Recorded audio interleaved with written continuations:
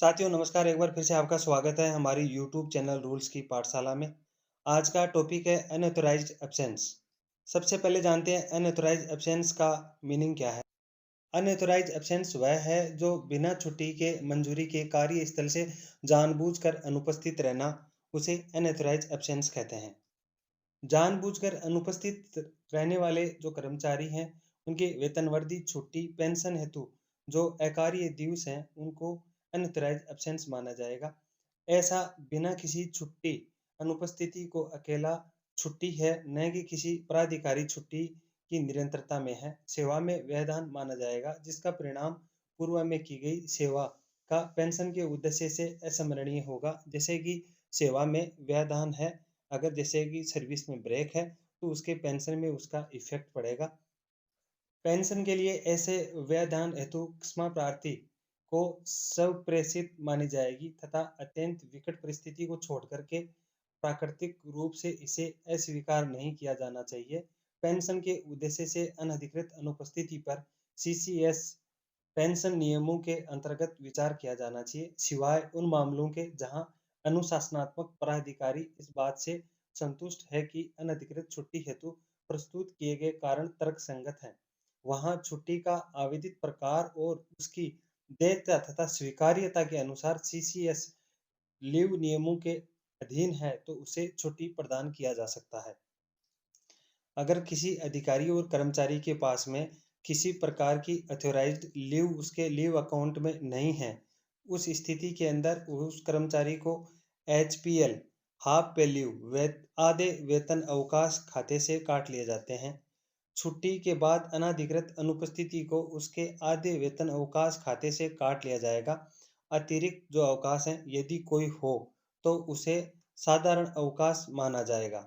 हालांकि वह किसी भी छुट्टी वेतन का हकदार नहीं होगा। जो छुट्टियां ली हैं उसका वेतन उसमें नहीं मिलता है। एचपीएल के अंदर जो कर्मचारी या अधिकारी एचपीएल लेता है, उसके अंदर उसके मूल वेतन और डीए में से उसकी सैलरी काट ली जाती है।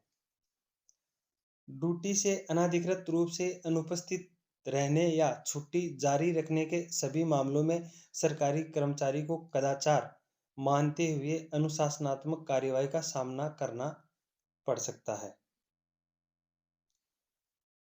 अनधिकृत अनुपस्थिति को सेवा में व्यवधान या व्यवधान उत्पन्न करने वाला माना जाएगा, जिसको हम निम्न प्रकार से 3 बिंदुओं के माध्यम से समझते हैं। पहले में औद्योगिक प्रतिष्ठानों में कार्यरत कर्मचारी की अवैध घोषित हड़ताल के दौरान उसकी अनऑथराइज्ड लीव मानी जाएगी।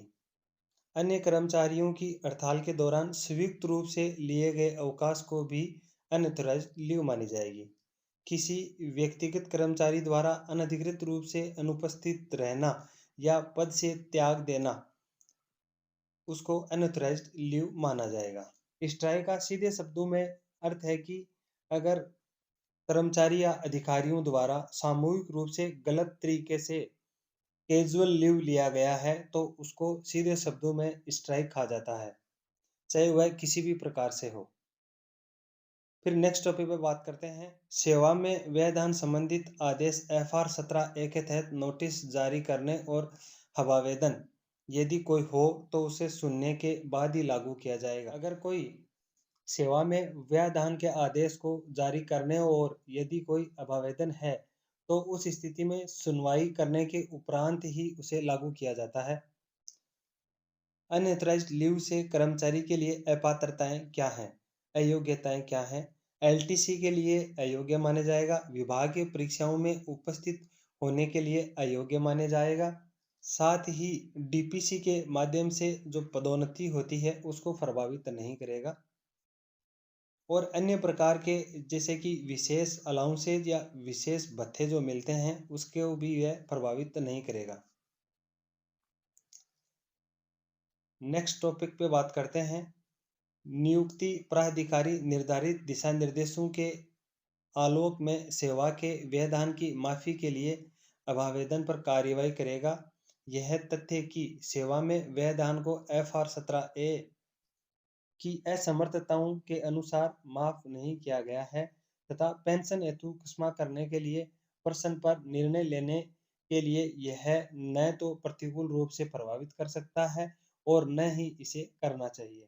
कार्य से अनधिकृत अनुपस्थिति में व्यक्तिगत मामलों को जो कर्मचारियों के समूह द्वारा सामूहिक रूप से की गई कार्यवाही के परिणाम स्वरूप नहीं है, को ही केवल अकार्य दिवस माना जाएगा। अकार्य दिवस सेवा के व्यवधान का कारण नहीं होते हैं, अपितु केवल उन दिनों को जिन्हें अकार्य दिवस माना गया है, किसी भी उद्देश्य हेतु कार्य के रूप में नहीं गिना जाता है, जो कि CCS pension rules FR 17A के गाइडेंस के अनुसार है। Rule number 27 CCS rule leave rule के अकॉर्डिंग है।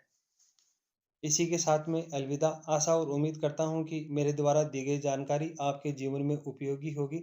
इसी के साथ में आप सभी से निवेदन है कि हमारे चैनल को लाइक करें, शेयर करें, सब्सक्राइब करें और अपने दोस्तों तक जरूर भेजें। इसी के साथ जय हिंद, जय भारत, जय जवान, जय किसान।